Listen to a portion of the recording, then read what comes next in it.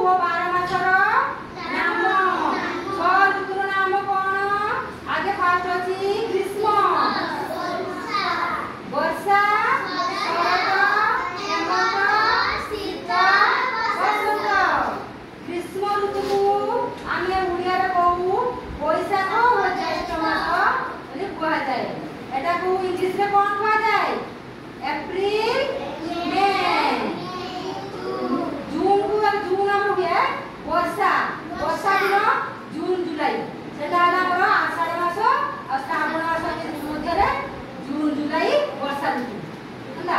ତାପରେ ଆସିଲା ଶରତ ଋତୁ। ଆମେ କଣ କହିବା? ଭାଦ୍ରବ ଓ ଆଶ୍ଵିନ ମାସ ସ୍ୱାଧୀନ ଶିଆଳୁ ବାବା ଦିଦି। ଏଟା ହେଲା ଅଗଷ୍ଟ ଆଉ ସେପ୍ଟେମ୍ବର ହେଲା।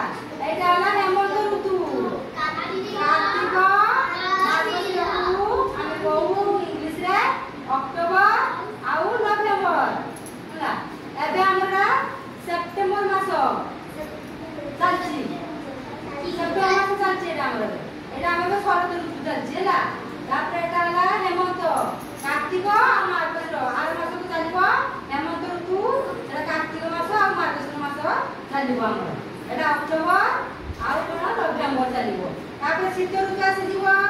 ଶୀତ ଋତୁରେ ଆମେ କଣ କହିବା ତାକୁ? ପୌଷ ମାଘ ହେଲା।